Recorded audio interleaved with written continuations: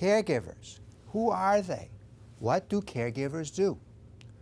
What are the essential dimensions of being a caregiver?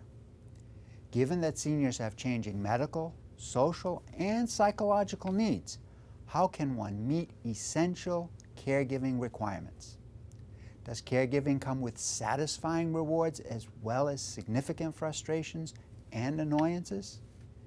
Can being a caregiver result in resentment, anger, and broken relationships? Why is respite care important? Hello, my name is Attorney Ramsey Bahrawy, and welcome to Your Money, Your Life. Today, my guest is Christopher MacLellan, a certified senior advisor. Mr. MacLellan is the host of Be a Healthy Caregiver on Blog Talk Radio, manages a caregiver's blog on purplejacket.com, and is himself a caregiver. Chris, welcome to Your Money, Your Life. It's great to have you on the program.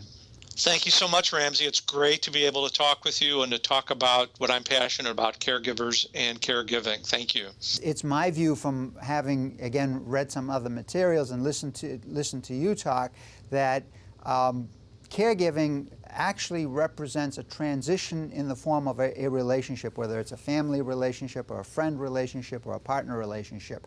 Yes. I'm going to ask you, in your capacity as a senior advisor and also as a caregiver, to tell us if that relationship changes,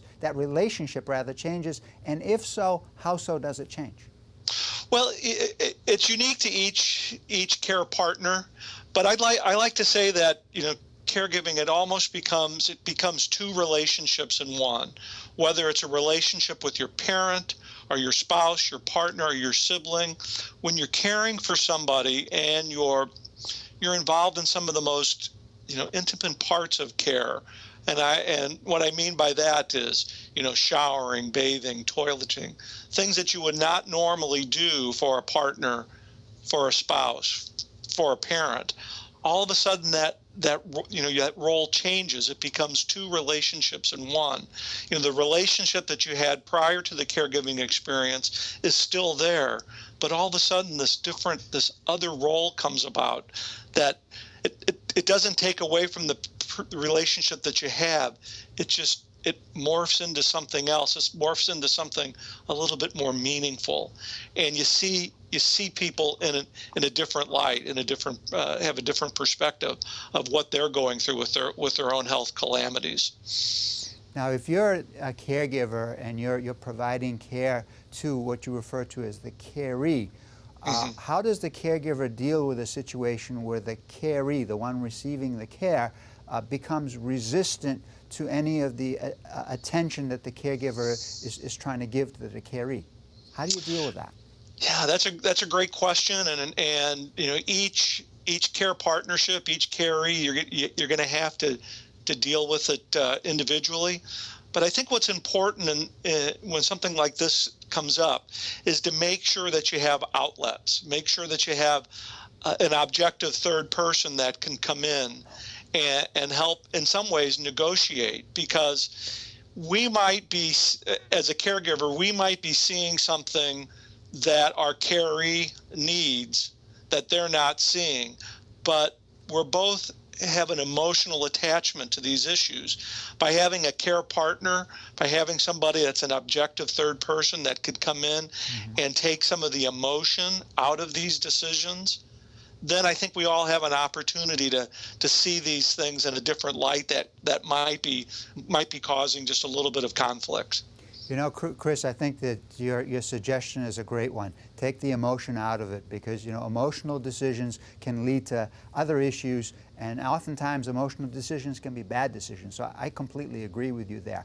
Now, we also oftentimes hear that emotional and physical strain accompanies caregiving, and then of course that stress, that strain can be such that in fact the duty of being a caregiver can be completely unbearable. I've heard some people say, when will this ever end? In other words, when will this caregiving journey end for me? Can that go a step further, though? And can caregiving result in resentment, anger, and even broken relationships? And if it can, what can a caregiver do to avoid that result? Oh, another great question, Ramsey. Most people do not choose to be caregivers. It just happens. An unfortunate health calamity, an accident. Caregiving is thrust upon people, and in most cases, the people who are involved in the caregiving role are not prepared. And there was a recent Pew survey out that there's over 44 million working family caregivers in the United States today. You tack on the stress of working full-time plus caregiving full-time, then all of a sudden you're looking at your own personal needs, and those needs aren't being met. Having that balance in life for caregivers is essential. So I can't stress it. I can't stress it enough that the balance is so important in order to avoid having the personal stress in the caregiving situation. It's like any other part of your life, right? I mean, you always want your life to be balanced, and when things are in balance, things are fine. When things are out of balance is when you've got problems. So I completely agree with what you have to say. And let me just add something to that, because in the caregiving role, what sometimes is forgotten, and we touched on it earlier. We have that, we do have that emotional attachment to somebody else, and it's not caregiving roles. To shun a caregiving role is not something that is easily done, especially when you're emotionally attached to the person that you're caring for. Aging touches each one of us, our parents, our children, and of course ourselves. The role of a caregiver is to provide peace of mind by providing the greatest level of safety and assistance. Chris MacLellan shared with us that the key to avoiding caregiver burnout is sharing responsibility while recognizing and adhering to limits.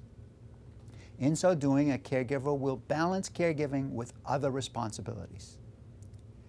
Despite the host of challenges facing a caregiver, caregiving does have its rewards, paramount of which is service. I believe that service may be the most honorable purpose to which we can aspire. With increased longevity, improved medical care, and treatment options, we will all ultimately need to come to grips with the dimensions of aging. So take charge of your future by doing your homework. A good place to start is by listening to Christopher MacLellan's internet radio show, Be a Healthy Caregiver. Also visit his caregiver's blog, thepurplejacket.com. For in the words of Ben Franklin, an investment in knowledge always pays the best interest. In closing, thanks to my guest, Christopher MacLellan, and as always, thank you to you, our viewers, for watching Your Money, Your Life. My name is attorney Ramsey Bahrawy, Building Your Trust.